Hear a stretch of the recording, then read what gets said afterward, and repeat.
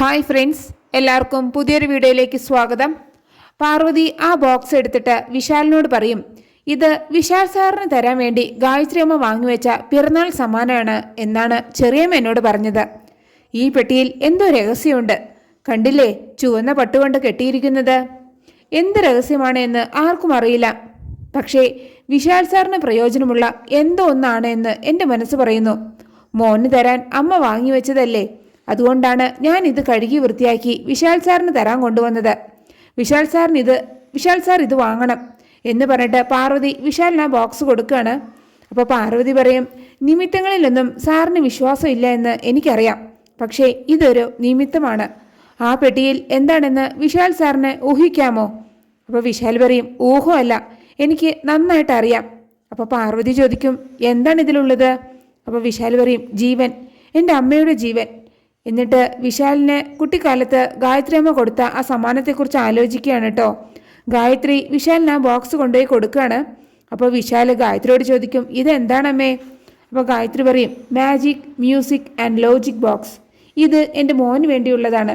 ഫ്രണ്ട്സിൻ്റെ കയ്യിലൊന്നും ഇല്ലാത്ത ഗിഫ്റ്റ് വേണമെന്ന് മോൻ എന്നോട് പറഞ്ഞില്ലേ, ഇത് ആരുടെ കയ്യിലും ഉണ്ടാവില്ല എന്നും പറഞ്ഞിട്ട് ആ ബോക്സ് ഗായത്രി വിശാലിൻ്റെ കയ്യിലേക്ക് കൊടുക്കുകയാണ്. വിശാൽ ആ പെട്ടി വാങ്ങി തുറന്നു നോക്കുമ്പോൾ അതിൽ നിന്നൊരു മ്യൂസിക് കേൾക്കുകയാണ് കേട്ടോ. അപ്പോൾ ഗായത്രി പറയും, മ്യൂസിക് മാത്രമല്ല, ഇതിൽ വേറെയും ചില സൂത്രങ്ങളുണ്ട്. ഇതിനകത്ത് എന്തെങ്കിലും ഒളിപ്പിച്ച് വെച്ചിട്ട് പസിൽ പോലെ ലോക്ക് ചെയ്താൽ ആർക്കും അത് കണ്ടുപിടിക്കാൻ കഴിയില്ല. അപ്പോൾ വിശാൽ ചോദിക്കും, ലോക്ക് തുറന്നാൽ കണ്ടുപിടിച്ചൂടെ അമ്മേ? അപ്പോൾ ഗായത്രി പറയും, പസിൽ പോലെയല്ല ഇതിൻ്റെ ലോക്ക് തുറക്കണമെങ്കിൽ അതിൻ്റെ സൂത്രം അറിയണം. അതുകൊണ്ടാണ് ഇതിനെ magic music and logic box എന്ന് വിളിക്കുന്നത്. മാജിക് ബോക്സ് എന്ന് ചുരുക്കിയും പറയും. അപ്പോഴാണ് ഗായത്രിക്ക് ഒരു ഫോൺ വരുന്നത് കേട്ടോ. ഫോണിൽ സംസാരിച്ചതിന് ശേഷം ഗായത്രി വിശാലിനോട് പറയും, ഈ ഒരു പ്രൊജക്റ്റിൻ്റെ കാര്യത്തിന് അമ്മയ്ക്ക് ഒരിടം വരെ പോകണം.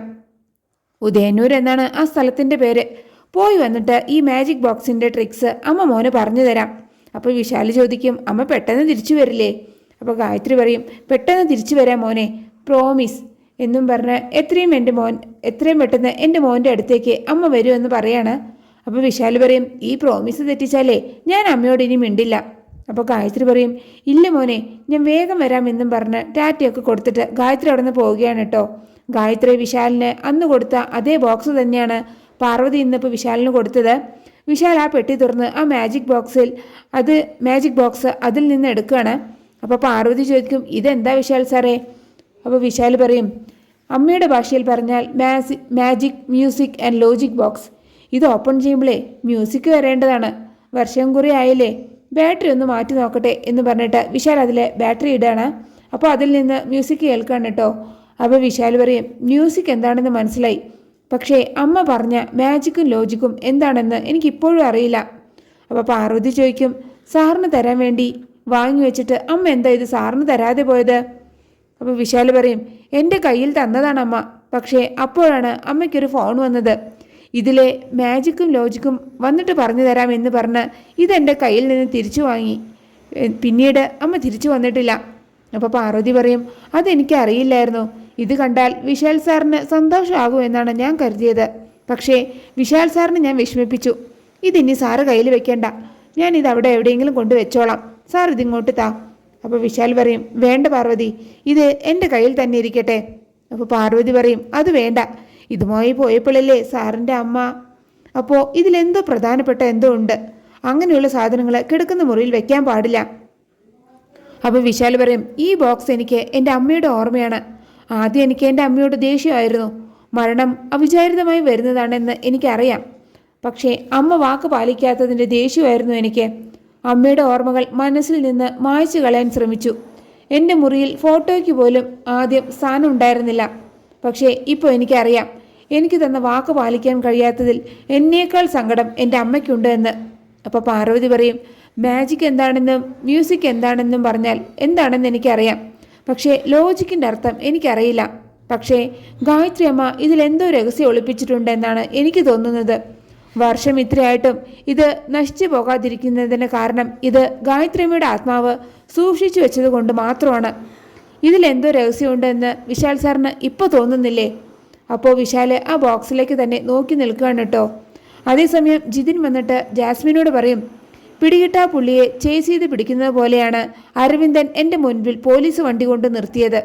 എന്നെ അറസ്റ്റ് ചെയ്യാനാണ് എന്നാണ് ഞാൻ കരുതിയത്. ഭാഗ്യത്തിന് അതുണ്ടായില്ല. പക്ഷേ ജയയുടെ മരണത്തെക്കുറിച്ച് പാർവതി പറഞ്ഞതൊക്കെ അയാൾ വിശ്വസിച്ചിട്ടുണ്ട്. പഴയ അടുപ്പമൊന്നും ഉണ്ടായിരുന്നില്ല അയാളുടെ സംസാരത്തിൽ. അയാൾ എന്നോട് സംസാരിച്ചത് ജയയുടെ മരണത്തെക്കുറിച്ചാണ്. എന്നിട്ട് അരവിന്ദൻ പറഞ്ഞതെല്ലാം ജാസ്മിനോട് ജിതിൻ പറഞ്ഞു കൊടുക്കുകയാണ്.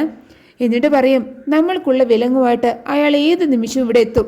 ഒന്ന് കരുതിയിരിക്കുന്നതാണ് നല്ലത്. ഒന്നില്ലെങ്കിൽ എല്ലാം അവസാനിപ്പിച്ച് ഇവിടെ നിന്ന് എസ്കേപ്പ് ആവണം.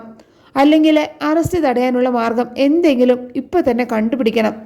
അപ്പോൾ ജാസ്മിൻ പറയും, പ്രശ്നങ്ങളിൽ നിന്ന് ഒളിച്ചോടുന്ന ഭീരുവല്ല ഈ ജാസ്മിൻ. നേരിടണം. എന്തു വന്നാലും അതിന് ഫേസ് ചെയ്യണം.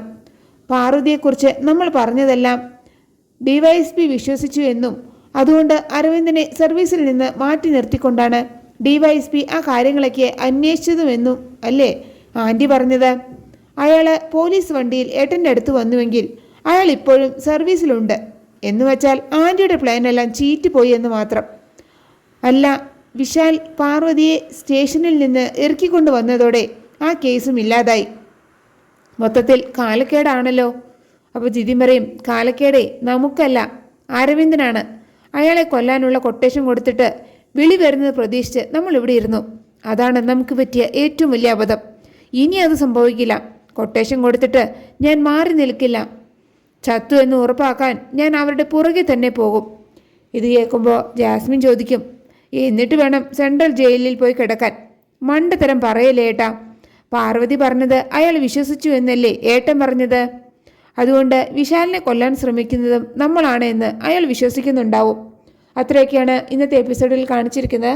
നിങ്ങൾക്ക് എൻ്റെ റിവ്യൂ ഇഷ്ടമായാൽ മറക്കാതെ എല്ലാവരും ഒരു ലൈക്കും സബ്സ്ക്രൈബ് തന്ന് എന്നെ ഒന്ന് സപ്പോർട്ട് ചെയ്യണേ പ്ലീസ്.